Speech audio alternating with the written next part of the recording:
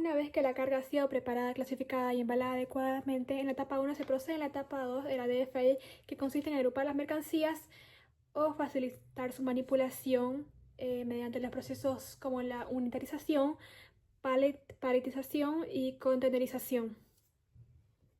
Unitarización de la carga consiste en agrupar las varias unidades individuales de la carga en un solo conjunto compacto que pueda ser manipulada como una unidad logística. Ejemplos de unitarización: agrupar las cajas pequeñas sobre un pallet o una caja mayor y compactar cargas con el plástico del termocontraíble. Paletización es una forma específica de unitarización que consiste en colocar la carga sobre una plataforma llamada pallet, permitiendo su manipulación como cargas. Los tipos de pallet más usados de madera, ya que son más económicos y resistentes. También el plástico, son reutilizables, higiénicos e ideales para alimentos o productos farmacéuticos. De metal, para cargas ya muy pesadas o condiciones extremas. El pallet estándar, tenemos tamaños estándares: europeo 1200 por 1800 mm y americano 1200 por 1000 mm. Contenerización de la carga. La contenerización de la carga consiste en introducir la carga unitarizada en un contenedor estandarizado especialmente diseñado para el transporte multimodal, ya sea marítimo, terrestre o aéreo. Hay muchos contenedores: pueden ser contenedor seco, dry van, carga general, refrigerado, reefer para productos perecederos, o open top para materias sobredimensionadas, o cisterna o tank para gases a granel. En la tercera etapa de la distribución física internacional se lleva a cabo la manipulación de la carga, es decir, el conjunto de las operaciones físicas destinadas a mover, cargar, descargar, apilar o trasladar la mercancía desde su lugar de almacenamiento hasta el medio de transporte y viceversa. Dentro de los principales equipos y herramientas de manipulación de carga tenemos la estabilizador de carga, que son utilizadas para mantener la estabilidad y el equilibrio de la carga unitarizada durante el transporte del apilamiento. Se coloca entre capas de cajas o productos, pueden ser de cartón, goma o de espuma o materiales antideslizantes más que todo. Evita que la mercancía se desplace o se aplaste. Su uso también es fundamental para cargas frágiles. Está la grúa arquilla, también conocida como montacarga. Es uno de los equipos más comunes en la logística internacional y se utiliza para levantar, transportar y apilar pallets u otras unidades de carga. Es ideal para los centros de distribución, almacenes, zonas francas y terminales logísticas. Las grúas móviles de contenedores pueden mover contenedores completos dentro de los terminales terrestres o patios de almacenaje. Pueden desplazarse con flexibilidad y levantan contenedores de 20 hasta 40 pies. Y también se conocen como beach stackers. Usan principalmente en puertos secos o depósitos temporales o aduaneros. Y las grúas de puerto o las grúas de muelle son grúas fijas sobre las rieles instaladas en los puertos, especializadas en cargar y descargar los contenedores, los buques. Estas alcanzan grandes alturas y capacidades de carga y son operadas todas en forma electrónica y cuentan con un sistema de distribución. Estas grúas permiten cumplir los tiempos establecidos de los contratos del transporte internacional y reducen los costos por demora portuaria. En la etapa 4 del transporte internacional de la carga, la mercancía es trasladada desde el país del exportador hacia el país del importador utilizando el modo de transporte más adecuado, sea el tipo de producto, el peso de emergencia o el costo. Existen 4 tipos de modalidades principales, la cual es el medio de transporte terrestre, que incluye el transporte por carretera y por ferrocarril. Se usa frecuentemente para distancias cortas o combinación con otro medio de transporte. Sus documentos de la carta aporte y ampara que la mercancía durante el medio de transporte internacional va a conseguir información del remitente, destinatario, el tipo de mercancía y condiciones del viaje. Transporte marítimo es el más utilizado a nivel mundial para el comercio internacional. especialmente para lo que son las marcas grandes o mercancías que se transportan en contenedores a bordo del buque. Y el documento, el conocimiento de embarque, es el Bill of Lading o BL, especifica la especificación de la marca y sirve para reclamar la mercancía en destino. Y transporte aéreo se utiliza para mercancías livianas o que requieran rapidez, urgencia, pero a un mayor costos. El documento es la guía aérea. Will Bill es un documento que confirma la recepción de la carga por parte de la aerolínea, itinerario y condiciones de transporte. En la etapa 5, documentos de la carga, en esta etapa contempla la recopilación y la verificación de los documentos necesarios para el transporte, la exportación, la importación y la legalización de la mercancía. Estos documentos aseguran el cumplimiento de los requisitos comerciales, logísticos, sanitarios, aduaneros y de seguro en el comercio internacional. Documentos comerciales y de control tenemos la factura comercial emitida por el exportador, indica los datos del vendedor, comprador, la descripción de la mercancía, cantidad, precio, condiciones de venta, Incoterms, formas de pago y país de origen. En el documento es el documento base para los trámites aduaneros. Lista de empaque, empaque del contenido del envío, cantidad, peso, bruto, neto, dimensiones, tipo de embalaje, contenido exacto. Y esto facilita la revisión física de la carga. Certificado de origen acredita el país de fabricación del producto y permite acceder a beneficios arancelarios bajo acuerdos comerciales. Certificado sanitario necesario para productos alimenticios, farmacéuticos o biológicos asegura que cumple normas sanitarias del país importador. Documentos para el transporte terrestre, tenemos la carta aporte, que es el contrato internacional por carretera entre países que aplican el convenio SMR. CRT, que es la carta de transporte terrestre, es un documento nacional o internacional que contiene información similar a la SMR, más utilizada en países que no aplican ese convenio, y el manifiesto de carga internacional o declaración de tránsito aduanero, que es utilizado para el tránsito internacional terrestre y permite el paso de mercancías a través de países sin necesidad de pagar tributos hasta llegar a destino final.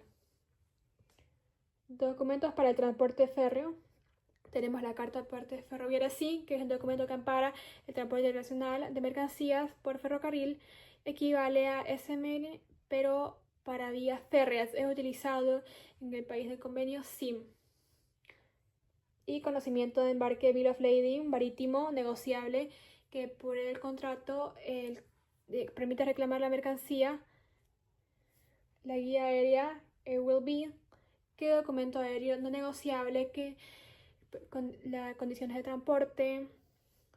Los documentos aduaneros tenemos la DEX, que es la Declaración de Exportación de Mercancías, el documento oficial boliviano que permite la salida de mercancías del país, la DIM, Declaración de Mercancías de Importación, documento de ingreso legal de mercancías al país importador, y la póliza de seguro garantiza la cobertura ante pérdidas, daños, siniestros o robos durante el transporte.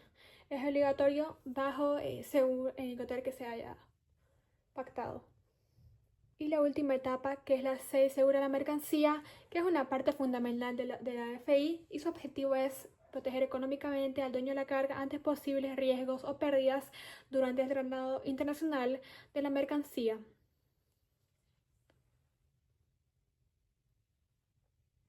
Elementos del contrato de seguro. Bueno, están los elementos personales, que está el asegurador, que es la persona que cubre el riesgo, el tomador del seguro, que es la persona que es natural o jurídica, que contrata una póliza, el beneficiario, que es la persona natural jurídica, que tiene el derecho a recibir la indemnización, y el tomador del seguro, que es el vendedor. Ahora bien, hay algunos términos claves en el seguro que tenemos, que es la póliza, que es el documento oficial del contrato de seguro que establece las condiciones, ya sean generales o específicas, y el valor asegurado, los riesgos cubiertos e incluidos. La prima, que es el monto que paga el tomador del seguro al asegurador a cambio de la cobertura ofrecida. Y el siniestro, que es el evento inesperado ocurrido sobre la mercancía que activa el derecho a indemnización. Tipo de seguro según medio de transporte. Tenemos el seguro de transporte marítimo, regulado por la Institute Car Clauses. ICC con 3 niveles de cobertura. Cláusula C cubre el riesgo básico como incendio, explosiones, hundimiento, vuelto de buque, es la más limitada. La cláusula B cubre los mismos más otros riesgos como entrada de agua del mar, caída de mercancías, terremotos, entre otros. Cláusula A, cobertura a todo riesgo. Es la más compleja y cubre casi todos los años, salvo algunas excepciones específicas. Seguro de transporte terrestre cubre todos los riesgos durante el traslado de mercancías por camino a carretera. Protege frente a accidentes, robos, incendios, vuelcos y otros daños durante el trayecto terrestre.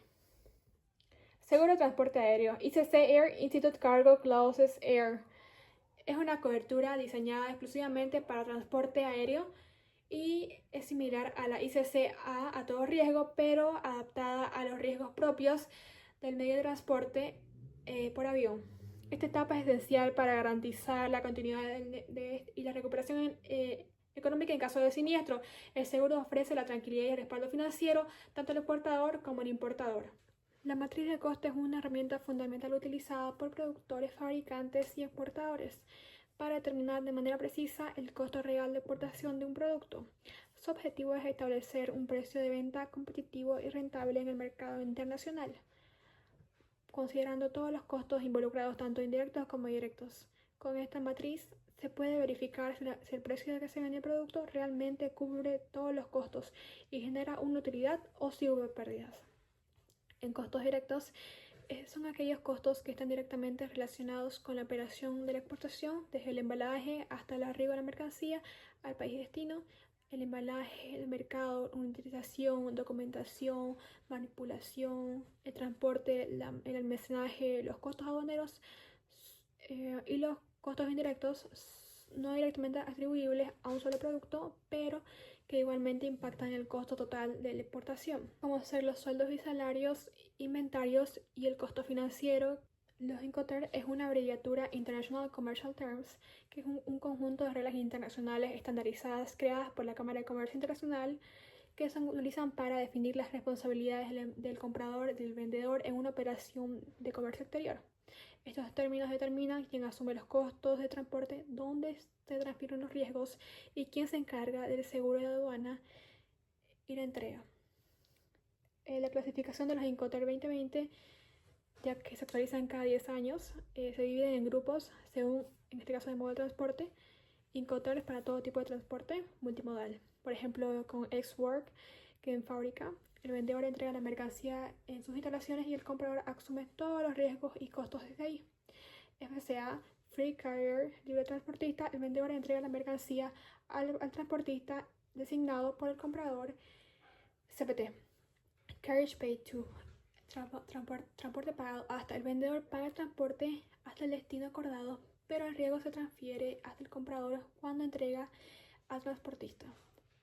El CIP, Carriage Paid To, el transporte y seguro pagado hasta, igual que CPT, pero el vendedor también contrata el seguro mínimo para cubrir el riesgo.